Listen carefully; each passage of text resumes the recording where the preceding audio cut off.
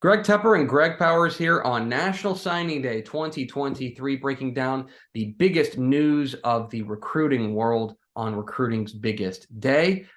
We were supposed to be out at South Oak Cliff today to celebrate their historic class, but weather had other ideas. But that's not going to stop us from talking about what is an incredible South Oak Cliff 2023 class. And first, I want to make sure that we mention that we are thrilled that Hattie B's Authentic Hot Chicken in Deep Ellum is our presenting sponsor for our National Signing Day breakouts. They were born in Nashville, but they're breaded in Deep Ellum. Can't wait to bring the whole crew out there for traditional Southern fried chicken served at your desired heat level. I know Powers is a very, very hot chicken guy. Me, I'm a bit more of a wuss.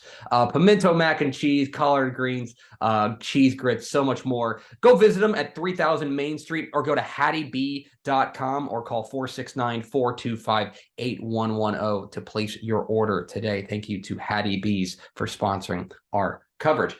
All right, Powers, let's talk a little bit about South Oak Cliff. The Golden Bears put together one of the most remarkable runs in Texas high school football's recent history, back-to-back state champions, and they did it largely on the back of a 2023 class. Just how special is this 2023 South Oak Cliff signing class? Well, I'm looking back through some of the other classes, and quite honestly, with I think there's 6 P5 commitments in this class for South Oak Cliff. There's 5 FBS commitments or sub P5 commitments, bringing the total to 11 FBS players, and that's just the FBS players.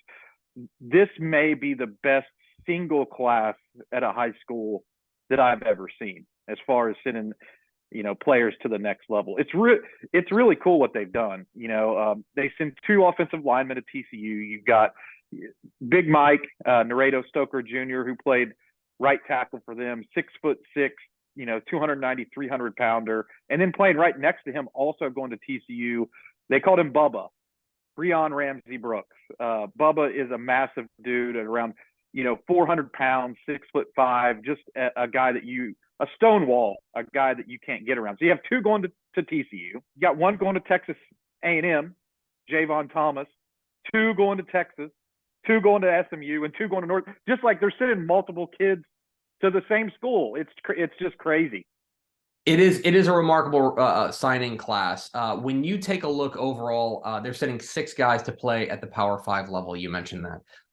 You mentioned a couple of guys going to TCU. Who are some of the other guys specifically that you're excited to see hit the next level?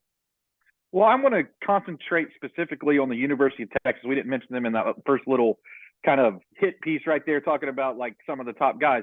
Texas signed the number 1 cornerback in the state, Malik Muhammad, who has been a 4-year player at South Oak Cliff. And it in a class that's very loaded for Steve Sarkisian and Austin, I think Malik Muhammad is one of these guys that can really change the face of the program, because he's a 6-foot, 180-pound corner who's basically an island guy, can lock down one half of the field. Very energetic, very aggressive-minded cornerback. He's a guy who can lock down the opposing team's number 1 wide receiver. As a matter of fact, throughout the course of the 2022 season, teams just didn't really try to test him. And then you have Billy Walton, an edge player, 6'3", 220 pounds, a guy who can really apply pressure onto the quarterback. And when you're looking at a team that I think they had 6 defensive backs who were going on to play at the next level, teams really didn't want to throw, and they were able to lock those guys down. But Billy Walton was a big reason behind that, because he was constantly applying pressure. So 2 guys going to Texas that I think that you really want to highlight. But there have been some other guys, in this class that I think you shouldn't overlook. And one of those is Taylor Starling, safety. It was a loaded defensive back group. He's a 6 foot, 170 pound, 5'11", 170 pound guy who was very aggressive, and he was kind of like the heart and soul in a defense that had tons of top end guys. So that's another kid that I really like. And gosh, it just seems like you could just keep rattling off names here. They sent a kid down the stretch to Florida State. It's not like he got an in-state UIW offer or something.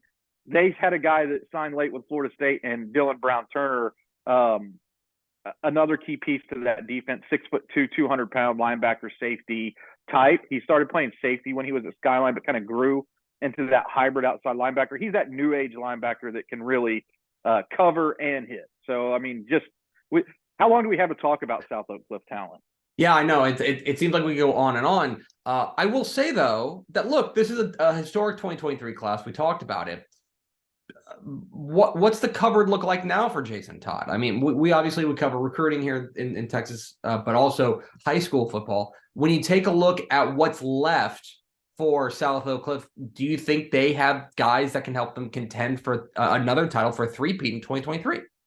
Do they have guys? Yes. Yes, they do. And I think what's going to change about the team next year is, they had 6 DBs who are going on to play D1 ball. The focus, I think, next year on the defensive side of the football is going to be at linebacker. And one guy who really jumps out to me is Brandon Jones. Really, even on this year's squad, he was like a tackling machine. He had 199 tackles in 16 games. 199 tackles. So, I mean, they're reloading, and I'm just going to keep the focus on the linebacker position because they have Jalen Shelton, J.J. Shelton, another guy that's going to play next to Brandon Jones. Very effective. He's like we talked about Dylan Brown Turner. He's a guy who can do a little bit of everything. Really moves the needle there. And then you have 2025 linebacker Kelvion Riggins, who may be the most physically imposing player in the entire state. And he's just going to be a junior next year. He played some edge for them this year, played with his hand in the dirt quite a bit. But I think as he grows and matures within that defense, you'll see him stand up quite a bit more. And he's already got, double-digit offers from all the powerhouse schools in the country. And let me just count it up real quick. They've got 11 guys with offers in the 2024 class already.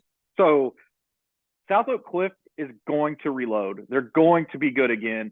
And on the offensive side of the ball, look for a heavy dose of Danny Green. He was a running back who I really think, as you went down the stretch, he was the guy that probably changed their offense in such a way that they were able to win the state championship this year. They started riding Danny Green, and he's a key component coming back from next year's team.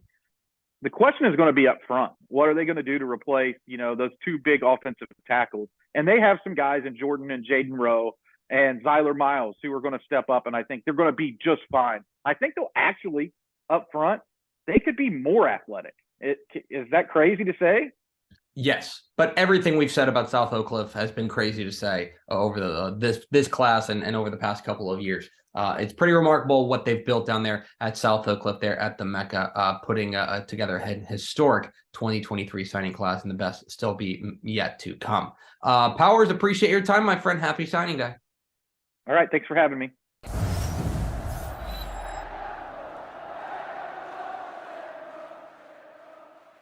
Thanks so much for watching that video. If you would like more and to be notified when they come out, go ahead and click that subscribe button right down there. You can also watch Texas Football Today every day live at noon on TexasFootball.com, Facebook, Twitch, and right here on YouTube. For more of the best coverage of Texas football in the Lone Star State, go to TexasFootball.com/subscribe.